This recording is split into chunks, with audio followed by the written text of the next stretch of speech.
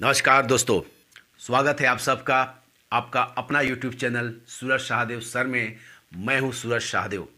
दोस्तों, आज इस वीडियो के माध्यम से सबसे पहले राकेश टिकैत जी को शाबाश कहना चाहेंगे। शाबाश इसलिए कि उन्होंने जिस प्रकार से चक्का जाम के दिन जो चाल चली, उस चाल से उन्होंने पंजाब के सिखों को, अकाली दल के बिचौलियों को, कांग्रेस को और आम आदमी पार्टी, समाजवादी पार्टी, सभी भाजपा के विपक्षी दलों को एक ही चाल में नेस्तनाबूद कर दिया, एक्सपोज करके रख दिया। उनको शाबाश इसलिए कहने आए हैं दोस्तों कि कल उन्होंने एक टीवी चैनल में जिस प्रकार से उन्हें खुलकर कहा कि हाँ, मैं भाजपा को वोट दिया हूं, और उस चैनल के एंकर से पूछा कि आप बताइए कि आपने किसको वोट दिया है। लेकिन उस चैनल ने जब जवाब नहीं दिया और आगे प्रश्न करता रहा तो उन्होंने उसका विरोध किया, कहा कि नहीं, जब तक आप इस प्रश्न का जवाब नहीं देंगे मैं आगे नहीं जवाब दूंगा कोई प्रश्न का आपका। तब उस एंकर ने मजबूर होकर के कहा कि मैंने किसी को वोट नहीं दिया। इतने कहने की देरी थी और राकेश टिकैत उखड़ गए। उन्होंने कहा, आप जैसे लोगों को कोई अधिकार नहीं है मुझसे सवाल पूछने का, जो भारत के संविधान में विश्वास नहीं करता है, भारत के लोकतंत्र में विश्वास नहीं करता है, भारत के चुनाव पे भाग नहीं लेता है, वो मुझसे क्या सवाल करेगा। हालांकि वो बार बार कहने लगे कि बैठ जाइए, बातें कीजिए, लेकिन राकेश टिकैत वहाँ बात नहीं की और वो उठ कर चल दिए। यानी कि राकेश टिकैत ने ये दिखाया कि कहीं ना कहीं उनके दिल में देशभक्ति है, भारत के लोकतंत्र के प्रति प्यार है।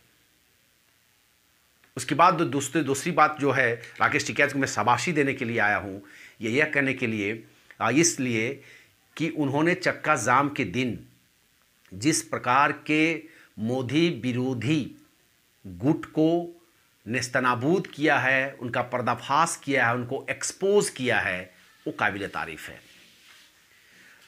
राकेश टिकैत जी जब चक्का जाम की घोषणा किए 3 घंटा के लिए, तो उनको अच्छी तरह से ये पता था कि उत्तर प्रदेश में उनका मुजफ्फरनगर से उनको कोई किसान उनके समर्थन में बाहर नहीं आ रहे हैं, क्योंकि वहाँ पर योगी जी ने उन लोगों से एक साक्षर करवाया था कि अगर इस किसान आंदोलन में या चक्का जाम में किसी भी प्रकार का तोड़ फोड़ होता है तो 2 लाख रुपया का फाइन आपको देना पड़ेगा। इस डर से कोई भी किसान राकेश जी के समर्थन में सामने नहीं आए और वो अपने अपने खेती किसानी में लगे रहे। जब राकेश जी को इस बात का आभास हो गया कि उत्तर प्रदेश, उत्तराखंड और दिल्ली में, चूंकि दिल्ली में किसान है नहीं, तो वो अच्छी तरीके से जानते हैं कि यहाँ भी किसान नहीं आएंगे, तो यहाँ पर भी चक्का जाम अगर होगा तो फेल होगा। इसलिए उन्होंने दिल्ली, उत्तर प्रदेश और उत्तराखंड को, इन तीनों राज्यों को चक्का जाम से मुक्त कर दिया। चूंकि वो यूपी के हैं, अगर यूपी में चक्का जाम फेल हो जाता, उत्तराखंड में फेल हो जाता, या दिल्ली में भी कहीं ना कहीं अगर उत्तराखंड फेल हो जाता, तो राकेश टिकैत बदनाम हो जाते। लोग कहते कि राकेश टिकैत जी के कोई भी किसान नहीं हैं। लेकिन ये बहुत ही चालाकी के साथ उसने ये चक्का जाम का जो बॉल है, उस बॉल को उसने पंजाब, हरियाणा और राजस्थान के किसानों के खाते में, पाले में फेंक दिया।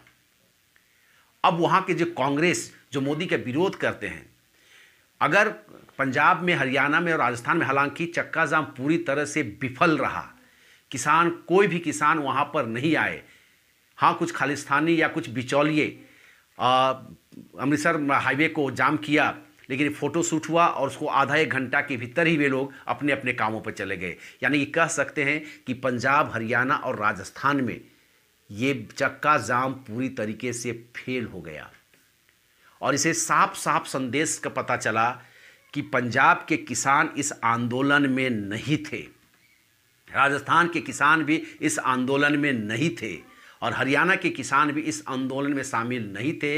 इस आंदोलन में सिर्फ और सिर्फ 2-2.5 महीना से जो सड़क को जाम करके आंदोलन कर रहे थे और कृषि बिल को बदलने की बात कर रहे थे, हटाने की बात कर रहे थे, ये सिर्फ और सिर्फ अकाली दल के कार्यकर्ता, कांग्रेस के कार्यकर्ता और खालिस्तानी समर्थक लोग थे। और राकेश जी ने इन्हीं देशद्रोहियों को कल एक्सपोज कर दिया। उन्होंने जब बॉल को इन हरियाणा, पंजाब और राजस्थान में फेंका और जहाँ वहाँ पर किसान आंदोलन फेल व चक्का जाम फेल हुआ, इसे साफ जाहिर हुआ कि किसान इस बिल के खिलाफ नहीं है, ये बिचौलिए इस बिल के खिलाफ है। ये संदेश राकेश टिकैत जी ने बहुत ही चालाकी के साथ वहाँ से निकालने का काम किया दोस्तों। इसे जिस प्रकार से उन्होंने इन लोगों को एक्सपोज किया है, इसलिए उनको एक सलामी बनता है। दूसरी बात दोस्तों, अभी अकाली दल हो, चाहे कांग्रेस हो, चाहे खालिस्तानी समर्थक हो, चाहे आप हो, चाहे समाजवादी पार्टी हो, चाहे आरएलडी हो, जो भी राजनीतिक दल हैं, अब ये राकेश टिकैत से डर रहे हैं। डर इसलिए रहे हैं कि अभी राकेश टिकैत जब लाल किला वाला घटना घटा, उसके बाद पंजाब या खालिस्तानी समर्थक या पंजाब किसान, राजस्थान के सभा, हरियाणा के किसान ये अपने अपने घर वापस चले गए और ये आंदोलन धीरे धीरे ठप हो रहा था। वहीं पर वो आंसू बहाकर एक बार फिर से उस आंदोलन को जोर पकड़ लिया और वो पूरे देश में पॉपुलर हो गए। और इस उनकी पॉपुलरिटी से कहीं ना कहीं कांग्रेस को अब डर सताने लगी है, अकाली दल को डर सताने लगा है, आप पार्टी को भी डर सताने लगा है, समाजवादी पार्टी को भी डर सताने लगा है। उन्हें अब डर ये सताने लगा है कि कहीं राकेश टिकैत जी अगर अपना पार्टी बना लिए या राकेश टिकैत जी भाजपा के साथ होकर चुनाव लड़ लिए, तो उनका जो ये 2 महीना से जो षड्यंत्र चल रहा था मोदी सरकार को बदनाम करने की, वो पूरी तरह से वे लोग फेल हो जाएंगे। क्योंकि किसान आंदोलन का जो क्रेडिट है, अगर राकेश टिकैत जी चुनाव में उतर जाएंगे तो इन दलों को नहीं जाएगा। जिस प्रकार से अन्ना हजारे को आगे करके अरविंद केजरीवाल जी कांग्रेस के खिलाफ आंदोलन किए और वो दिल्ली में सत्ता में काबिज हो गए, ठीक उसी प्रकार से इस किसान आंदोलन भी एक नया अरविंद केजरीवाल को पैदा कर रहा है दोस्तों। और इसी बात का आभास मोदी विरोधियों को अच्छी तरह से हो चुका है, इन वामपंथियों को हो चुका है। और राकेश टिकैत से जी इसीलिए लोग अब इनका विरोध करना शुरू करेंगे। कुछ ही दिनों के बाद यह राज हम सब के सामने आएगा और ये लोग विरोध करना शुरू कर देंगे, देखिएगा दोस्तों। यही था दोस्तों आज की इस वीडियो में। अगर ये वीडियो आपको अच्छा लगा हो तो ज़रूर दोस्तों के साथ शेयर करें, वीडियो को लाइक करें। तब तक के लिए नमस्कार, जय हिंद।